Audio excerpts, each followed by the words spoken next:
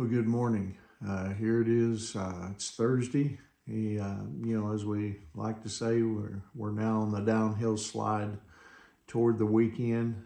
Today is August the 15th, and anyway, I hope you had a great Wednesday. I hope you had a great hump day. We're able to get over the hump of this week, and anyway, hopefully get some things done. Work toward getting ready for the weekend. And of course, this morning, I hope and pray that this morning finds you feeling well. Hope it finds you well rested, ready to tackle the opportunities that are that God has made for us on this wonderful day. And this morning I want to share with you a devotional entitled The Father's Table. There's a real spiritual battle, that rages for Christians. And many are shocked to find, that the Christian life it's not a playground, but it's a battleground. David, he wrote the following in Psalm chapter 23, verse 5. He said, You prepare a feast for me in the presence of my enemies. As a result of feasting at God's table, we are satisfied. No longer do we, think the junk food of this world, or we long for the junk food of this world. Instead, we're hungry for the truth of God. And Jesus said the following in John 6:35. He said, I am the bread of life. Whoever comes to me will never hunger again. Whoever believes in me will never be thirsty. We find satisfaction in the Lord's presence, sitting at his table. Proverbs chapter 15, verse 15, it says, For the despondent, every day brings trouble. For the happy heart, life is a continual feast.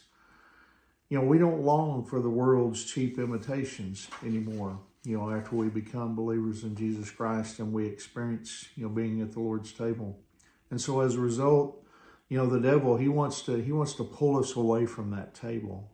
He wants to pull us away from the things of God.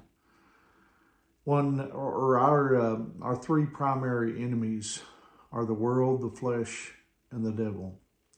The world, with its enticements, is the external enemy. The flesh with its vulnerabilities and appetites is the internal enemy.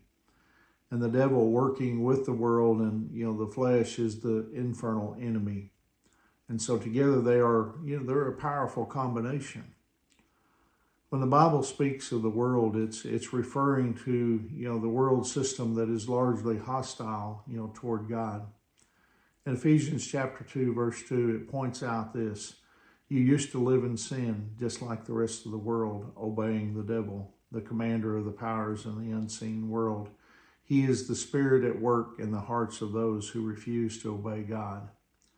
The best antidote against, this unholy trinity of the world, the flesh and the devil, is an intimate relationship with the shepherd as we eat at his table. And because we are satisfied and we have, what we need there, we don't long for something else. And that's why the Bible, warns Christians against being conformed to this world. The New Testament in modern English puts it this way, Romans chapter 12, verse 2. Don't let the world around you squeeze you into its own mold, but let God remold your minds from within so that you may prove in practice that the plan of God for you is good, meets all his demands, and moves towards the goal of true maturity. When we, make a commitment to Jesus Christ, changes take place in our lives. Non-believers, they look at us and they say, well, what happened to you? You're not the way you used to be. Why don't you party with us anymore? Why are you always going to church? What has happened in your life? It's called conversion. God changes us. And as we're, feasting at his table, having fellowship with him, You see, we no longer want the table scraps of the world. You know, we don't become immune to temptation, but you see, we're no longer drawn to the world, you know, like we used to be. And that's because we see the world and its cheap imitations for what they are. And, you know, as always, that's why we strive as believers to stay close to God. And we do that by staying in His Word, by praying, and, you know, and you know, being in church, you know, every week. Now, that doesn't mean you have to every week, but you know, it helps us when we band together with other believers. But anyway, I hope that encourages you here on this Thursday morning. I hope you have a wonderful day.